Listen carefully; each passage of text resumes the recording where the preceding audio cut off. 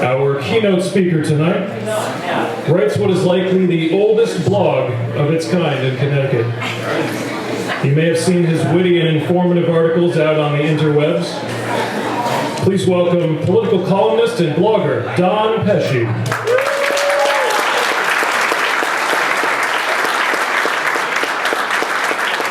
Okay, we're coming together this evening to say a few words about Abraham Lincoln, father of the modern Republican Party. I also want to touch on the dangerously inept Biden administration and the political prospects for Connecticut Republicans in the 2022 off-year presidential election. First things first, Lincoln first, then Biden, then Connecticut politics. A matter of slavery, Jim Crow, civil rights, the Republican Party has nothing to apologize for.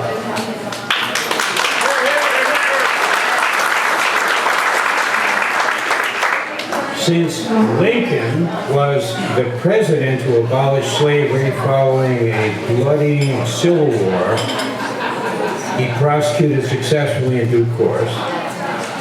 One hopes that Lincoln's statues across the nation will be relatively safe from vandals who have assaulted Thomas Jefferson and George Washington.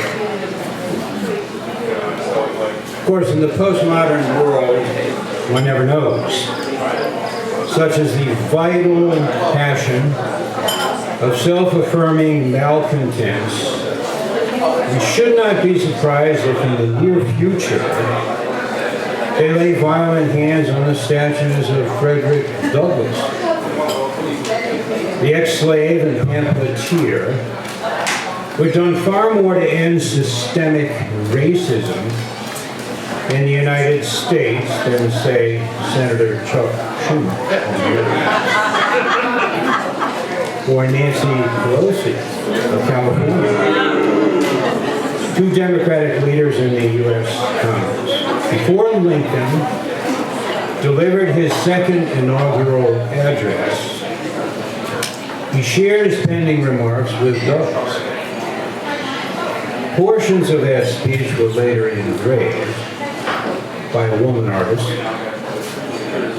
on the north wall of the Lincoln Memorial. Even today, they starve. Fondly do we hope, fervently do we pray, that this mighty scourge of war may speedily pass away. Yet, if God wills that it continue until all the wealth piled by the bondsman's 250 years of unrequited toil shall be sunk, and until every drop of blood drawn with a lash shall be paid by another drawn with a sword, as was said 3,000 years ago. So still it must be said, the judgments of the Lord are true and righteous altogether.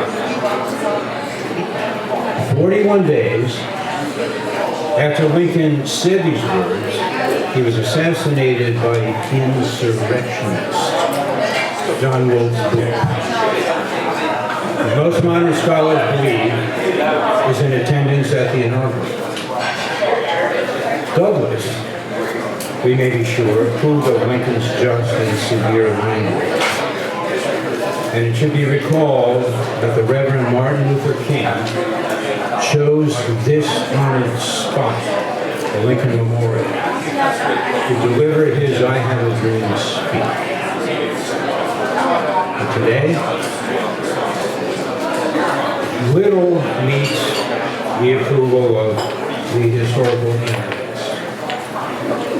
Can only conjecture that the historical and cultural anarchists of the silly post-modern period may be God's judgment on an unheeding American population too full of politically ignorant billionaires, academics, who always say more than they know and know far less than they say, and politicians who love to stroke the beast that soon, by the grace of God, may destroy them.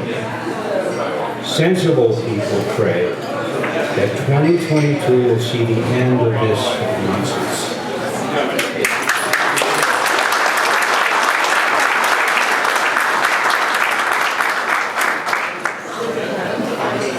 Joe Biden.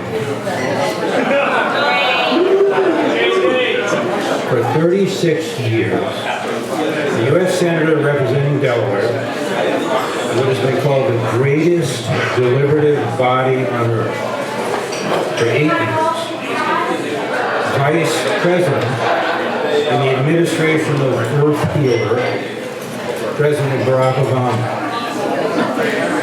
Became president following a 4-year incursion of Donald Trump, whom Democrats twice attempted unsuccessfully to convict on charges brought in the House, Pelosi's house. The attempts dropped as leading Democrats knew it would. But they made good press copy until now. Truth often lies barely breathing under a weight of false narratives. John Durham, United States Attorney for the District of Connecticut, from February 2018 to February 2021, is a masterful prosecutor. For those who in the past have felt his sting, corrupt Boston police officers and mob figures, among others, including former Governor John Rowland, Durham has been an almost invisible scourge. He does tend to get his name quietly, without fuss. The Durham prosecution, still unfolding, more slowly than some would wish. But Durham is not a data producer for partisan politicians. He is a fearless, plotting prosecutor, one of the best in the business. The special counsel for the Department of Justice planned to investigate the origins of the FBI investigation into Russian interference in the 2016 presidential election. He represents a real and present danger to Democrats still clinging to the tattered, outworn narrative concerning collusion between then-President Donald Trump and anti-Democrat Russian menace, Vladimir Putin. Though Biden campaigned as a moderate Democrat, fast disappearing, politically speaking, he is governed now for more than a year as a Bernie Sanders Democrat. U.S. Senator Sanders, the non-socialist, is not a moderate Democrat in the fashion of President John Kennedy. Coming closer to home, former Governor Al Grassi. Both of them are liberals, not progressives. The last few decades, beginning with Obama, the Democrat Party has undergone not merely a facelift, but a personality change. With the Democrat Party of Kennedy and Grasso as an apple, the The Democrat Party of Biden and President pro tem of Connecticut's General Assembly, Martin Lawrence. And apples, we know, are not oranges. Polls indicate that most Democrat voters in state and nationally, a large portion of unaffiliated, are beginning to get it. Virtually all the polls show that most people are, despite the fraudy approbation of the state's media, resistant to the kinds of changes that float ruthless in the fevered imaginations of extreme progressives or Sanders socialists. The Democrats themselves, Biden himself, has said he still does not want categorical, revolutionary, or radical change. Instead, he wants to work with Republicans in a bipartisan manner to effect a gradual and non-alarming change that will increase the public good of the vast majority of Americans. Just like Kennedy. Just like Brown. Upholding this false front is becoming an embarrassment to those in the Democrat Party who do not wish to upend governing principles upon which this country was founded. Who will represent the state party in contested races will be decided on the Republican Party threshing floor this August. 3 months before voters are to cast in the 2022 election. So far, 5 announced contenders: John Flynn, former portfolio manager; Robert Hyde, Simsbury landscaper; Leora Levy, an accomplished commodities trader; Dennis Claridis, former Republican State House leader; Peter Lamar, immigration attorney and real estate investor. The news media is now telling us has an almost insuperable advantage over the Republican Party. Registered Republicans are still outnumbered by registered Democrats in Connecticut by a 2-to-1 margin. Blumenthal already has assembled a campaign war chest of $6.9 million, according to our current. Whatever happened, campaign reformers may well ask, to the notion that the money playing field among incumbents and challengers should be level. Advised by Claridis, who plans to run against him, Blumenthal summed up his campaign strategy in a single line: "My focus is on doing my job and working for the people of Connecticut. There will be plenty of time for politics later in the year." Indeed, later the better. Blumenthal's most powerful campaign weapon against a competent opponent is to marshal his advantages and refuse to engage. Flight from his critics has always been for him all the better part of valor. What we will not hear shouted from the rooftops by politicians and power brokers during the campaign is nearly as important as the usual generic message. I am focused on doing my job, working for the people. Are you not? the traditional time-honored beef against employees is that they are a millionaire money brokers. Someone like Speaker of the House U.S. Nancy Pelosi, blithely unconcerned with the middle class. An oppressed group always left struggling to pick up an ever-increasing governmental tab.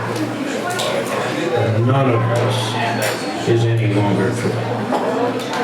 Millionaires and billionaires who plow political paths in the United States are now investing heavily in the Democrat Party. According to IRS data, the Democrats have now become the party of the wealthy. Turnabout was the party of the poor and middle class decades ago, when Camelot had been dangled before us by President Donald Trump. Quote, 1993, the last time the president asked Congress to vote in a significant tax hike, Bloomberg reports, the typical congressional district represented by a Republican is 14% richer than the typical Democrat district. According to household income data from the Census Bureau, by 2020, those districts were 13% poorer. Democrats now represent 65% of taxpayers with a household income of $500,000 or more. Both Bloomington and Lamont live in splendor and grandeur. And wealthy towns such as West Hartford have become progressive Democrat bastions of power. Governor Ned Lamont, Rosa DeWitt, Jim Hunt are millionaires several times over. Claritas, true, recently improved her bottom line by marrying well. But Bloomington, the fifth richest senator in the U.S. Congress, has been well married for decades to the daughter of Peter Malkin, rich in Big Apple properties. The Malkin family owns the Empire State Building, among other precious real estate ventures. The face of the postmodern Democrat Party in Connecticut be represented in the upcoming 2022 ballot by Dick Bloomberg, a senator from Planned Parenthood, and Governor Ned Lamont, the coronavirus slayer, who has been, investigative journalists now tell us, inattentive to alleged corruption in his own administration. FBI hounds are now notorious. Everyone should look carefully at the negative space in our Blumenthal infatuated media. Claritas as well, not fixed on Blumenthal's campaign scratch card, because Blumenthal should be done in the work. The same will hold true in Levy's campaign. When mention is made of Biden's bumbling administration, Blumenthal will fly from the damning data. The unnecessary surrender of Afghanistan to the terrorists, the porous southern border of the United States, a virtual open door through which have passed hundreds of thousands of illegal aliens, South American drug networks, and made-in-China fentanyl, and urban kid code. Blumenthal's lies and evasions about his purported service in Vietnam will not fill the pages of tonight's press page on end. That whole question is already over. Also holding that is Hunter Biden's odd and profitable business relations with Ukraine, now in the process of being dismantled by Stalin's protege Vladimir Putin and China. His fascist president, Xi Jinping, having uprooted the last vestiges of democracy in Hong Kong, now has his eyes set on Taiwan. Hunter Biden's name is, for reasons, not on the gotcha list of any of all Democratic members of Connecticut's U.S. congressional delegation. No mention in Blumenthal's campaign handouts of raising inflation. Correctly defined is too many dollars chasing too few goods. The reason there are too many dollars is that Biden has printed, borrowed, and wrested from taxpayers too many dollars. These will be distributed in Connecticut as vote tokens. One of the reasons there are too few goods is that the Biden administration and go-along-to-get-along governors across the nation have driven businesses out of business for 2 years and paid workers to abandon the free market in favor of government largesse. Result? Biden's government is flush with campaign walking around money, traditionally used to purchase votes. And the middle class is daily growing poor because the drop in the value of their inflated money is greater than any of their salary gains. Coming to the end of my 20 minutes, so let me close by pointing to an Orwellian tinge of absurdity.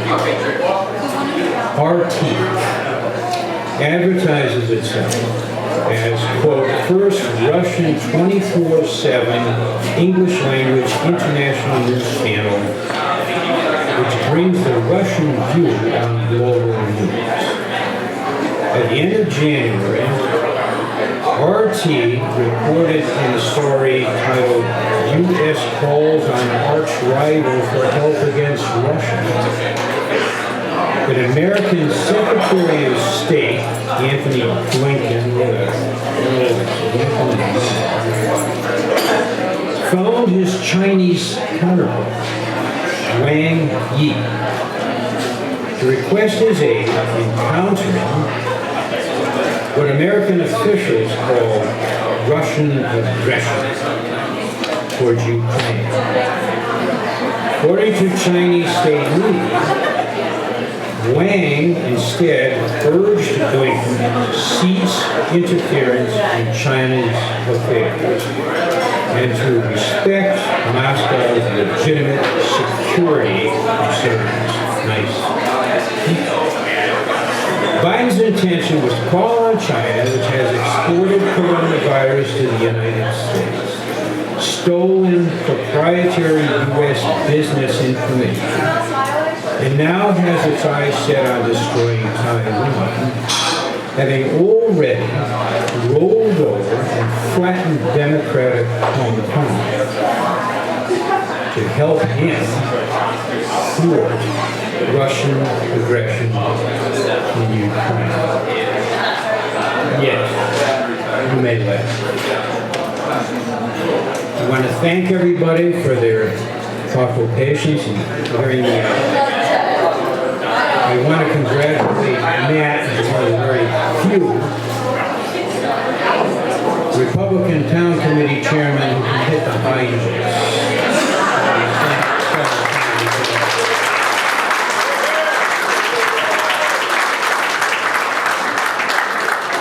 Anybody has any questions, I'll be happy to just field a couple of questions. If not, thank you very much.